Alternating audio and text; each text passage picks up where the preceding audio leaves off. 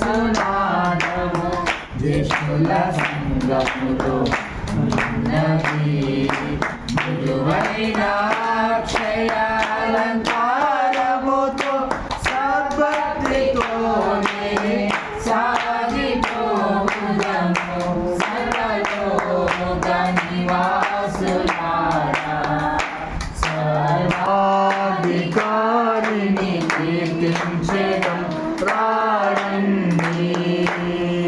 ఘనత ప్రభావము విజ్ఞాన సంపదలు మన దేవుని సన్నిధిలో ఉన్నవి పరిశుద్ధమైన అలంకారముతో కృతజ్ఞత స్తుతులతో ప్రవేశించెదము సర్వలోక నివాసులారా